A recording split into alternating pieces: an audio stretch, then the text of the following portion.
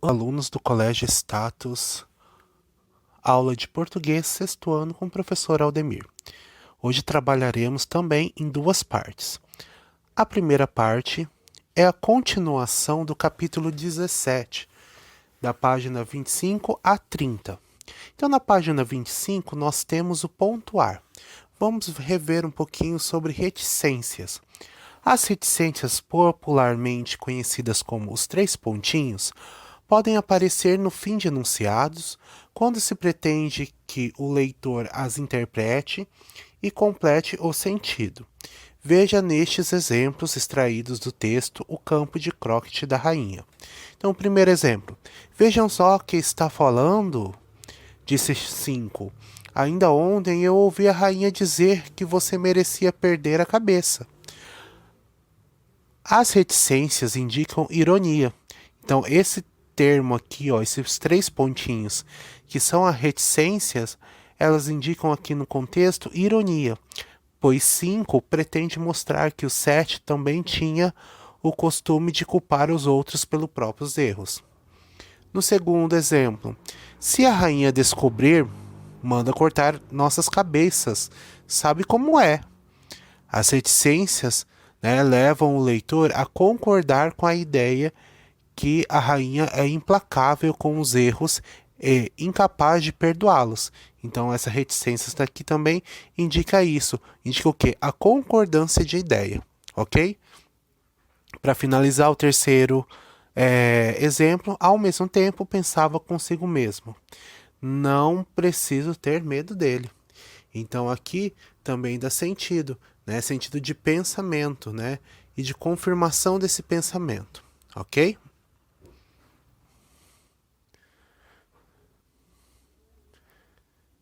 Continuando, aqui nós temos também no capítulo 17 ortografar na página 27. Então vamos lá.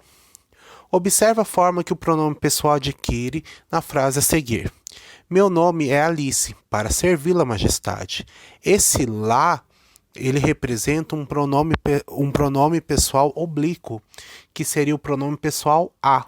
Mas por que ele foi transformado em lá e não utilizaram o a aqui no lugar? E ele está representando quem aqui? A Alice, para servir lá, né? Servir quem? Né? A Alice servir. Para servir lá, perdão, para servir a majestade. Então, o lá representa a majestade aqui, ok? Responde ela, muito educadinha. Esse tipo de alteração ocorre sempre quando o pronome a, assim como os as, se liga por hífen a uma forma verbal terminada em R. Por exemplo, servir, vem do verbo servir mais o pronome a. Então fica servir lá, né? E notar, né? Mais o pronome a, notar lá. Quando a forma verbal terminar em M e os pronomes o a, os a se ligam a ela por hífen, eles também se alteram. Então, os três lidavam com as rosas brancas. Pintavam, ó, o verbo terminou em M. Então, você vai mudar o a para nas. Então, pintavam nas, de vermelho. Então, pintavam nas é pintavam mais as, né? Então, pintavam nas. Então, toda vez que você tiver verbos terminados em R e M, o pronome oblíquo que acompanha esse verbo vai ter alteração, ok? Então, vamos revisar essas regrinhas de forma mais adequada. Aqui eu coloquei os pronomes oblíquos para vocês. No caso aqui nós trabalhamos com o e o a e o os e as, ok? Pronomes oblíquos, a, o, as, os, ligados ao verbo terminado em R, o que eu faço? Eu transformo o pronome a, o, as, os em lá, lo, lá, las, los, né? E depois que eu faço? Eu pego, retiro o R do final do verbo e ligo esse pronome transformado com o verbo sem o R, unindo eles com o hífen. Então, exemplo, eu tenho aqui o verbo estudar e tenho o pronome a. Eu tenho que transformar esse A em quê? Se o verbo terminou em R, eu tenho que transformar o A em lá, ok? Transformei em lá, então vai ficar assim. Tinha dúvida na matéria. Resolveu estudar lá. Então, verbo estudar. Tirei o R e transformei o pronome em lá. E coloquei o acento agudo aqui no A. Então, estudar lá. Se fosse o conteúdo, resolveu estudar lo. Se fosse as matérias, resolveu estudar las. Se fosse os conteúdos, resolveu estudar los, ok? Então, sempre quando o verbo terminar em R, eu transformo qualquer um desses pronomes aqui em lá, lo, las e los, unindo eles com hífen.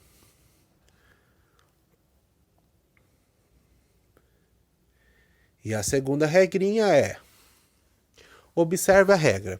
Pronomes oblíquos, os mesmos pronomes, ao, as, os, ligados ao verbo terminado em M, transforma-se o pronome a, o, as, os em na, no, nas, nos. Ligar o verbo com hífen. Aqui eu já não retiro o R como lá, o M como lá na regrinha dos verbos terminados em R.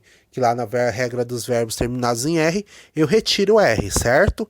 Aqui eu não vou retirar o M, ele vai permanecer. A única coisa que eu vou fazer, eu vou acrescentar junto com esse verbo na, no, nas e nos.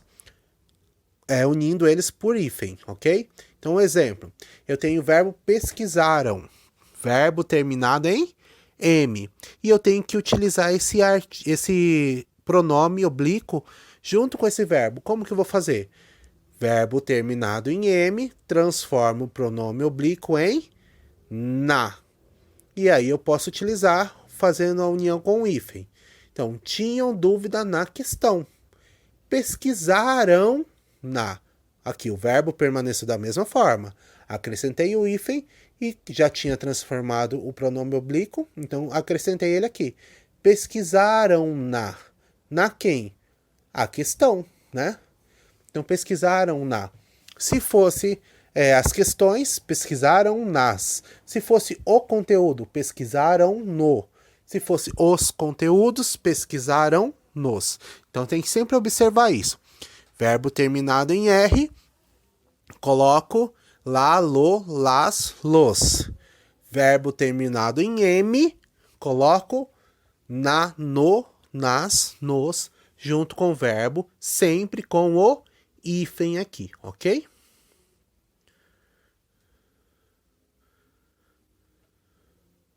Então, após ver essas explicações, fazer atividades da página 26 a 30, ok?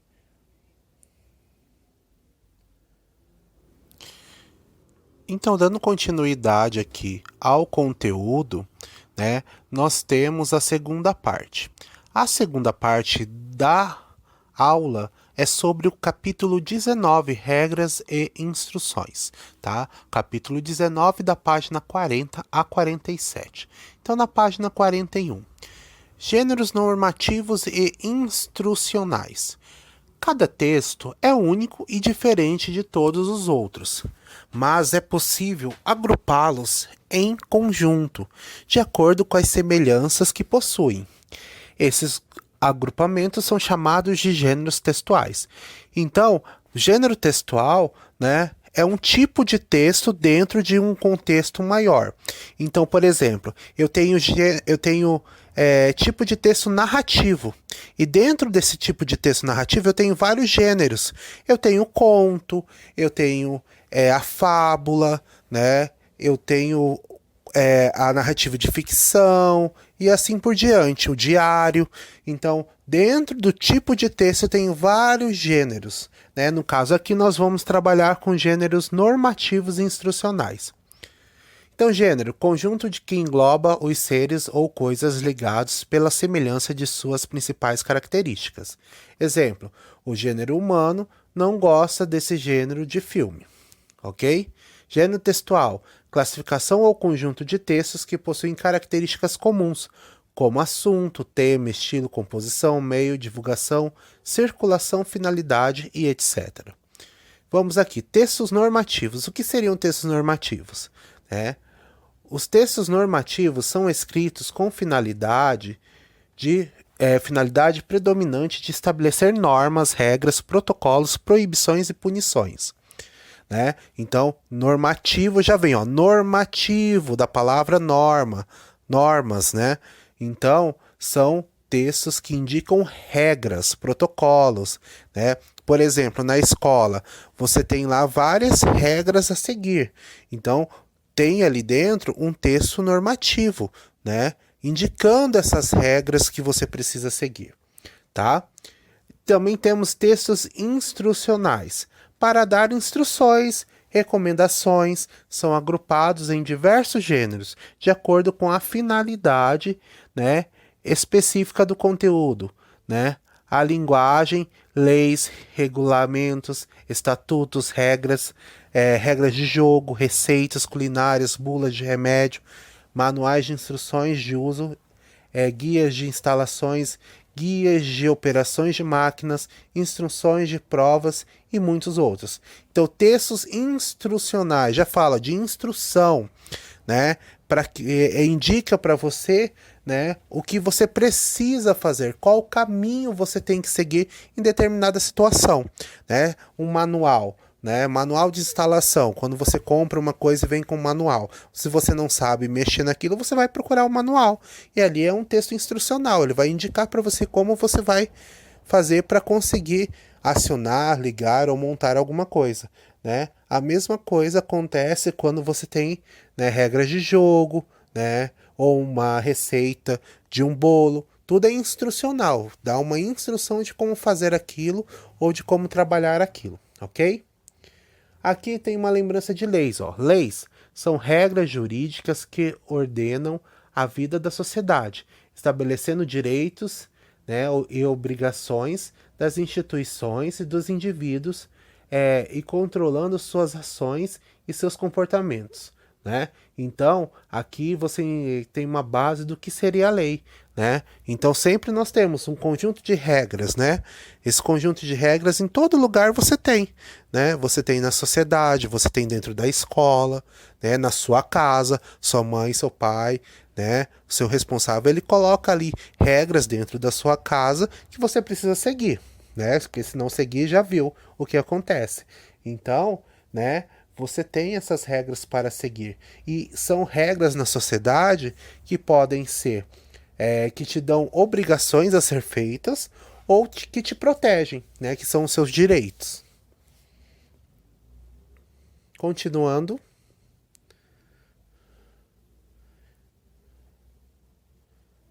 Aqui, na página 42, você tem a organização dos textos legais. Textos legais, aqueles que têm leis, que têm regras, que indicam regras, leis, ok? A unidade básica de texto legal é o artigo, que pode conter subdivisões específicas, especificações e desdobramentos. Artigo. Quando a gente vê muita questão de artigo, a gente vê na questão da nossa Constituição, que é o conjunto de leis que regem o nosso país, que regem a nossa sociedade. Então, dentro de lá, dentro lá da Constituição, você tem artigos e vários pontos que são determinados aqui nessa página. Artigo. O que é um artigo? É a unidade básica para a apresentação do assunto. Cada artigo só pode conter um assunto. Então, artigo, por exemplo, artigo 9º, então, artigo 9º, você tem só um assunto sobre esse artigo, certo? Então, os artigos é a unidade básica de apresentação desse assunto.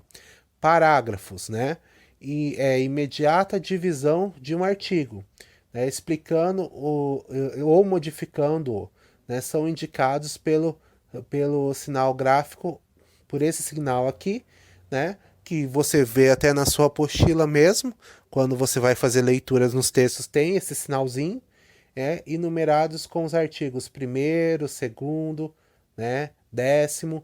Então aqui eu tenho um artigo. Dentro desse artigo eu posso ter vários parágrafos. Então, artigo 9º, parágrafo 1. E aí Dentro desse parágrafo vai ser explicado o tema desse artigo, ok? Incisos são especificações dos artigos ou dos parágrafos, numerados com algarismos romanos, seguidos por travessão. Então, dessa forma. Então, aqui eu tenho o artigo, que é o tema principal. Dentro desse artigo eu tenho parágrafos. Dentro do parágrafo eu posso ter incisos. Então, às vezes o parágrafo quer explicar várias coisas, fazer uma listagem, né? Por exemplo, né, crianças e adolescentes têm direito de, né, 2 pontos. A alimentação, a saúde, a dignidade, a segurança, né? E aí esses pontos, alimentação, saúde, dignidade e segurança, vão ser colocados como incisos, né? Dentro do parágrafo que está sendo explicado, ok? Alíneas ou letras. Desdobramento dos incisos ou dos parágrafos indicados por letras minúsculas seguidas de parênteses. E aí vem aquela questão, né? Aí inciso, né? Aí colocou lá o primeiro, né? Educação. Aí eu quero explicar alguma coisa dentro da educação. Aí eu vou colocar a letra para explicar, ok? Itens, desdobramentos das alíneas. Devem ser numerados com arábicos seguidos de ponto. Então, 1 ponto, vírgula, 2 ponto, vírgula. Isso aqui entra dentro das linhas, quando eu quero explicar mais alguma coisa, certo? Então, é uma sequência que eu tenho aqui.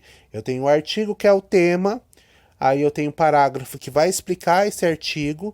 Dentro do parágrafo, posso ter um inciso, que seriam delimitações, classificações de alguma coisa, de itens. Dentro desse inciso, eu posso ter alíneas e letras, explicando cada item desse. E dentro de cada alíneas e letras, eu posso ter itens enumerados explicando essas alíneas. Então, é uma sequência aqui dentro do contexto de artigo, dentro do contexto de textos legais, ok? E como eu falei, você vê muito isso dentro da nossa Constituição, dentro do ECA, né? Estatuto da Criança e Adolescente, que demonstra muito essas questões de artigo, parágrafo, inciso, alíneas e itens.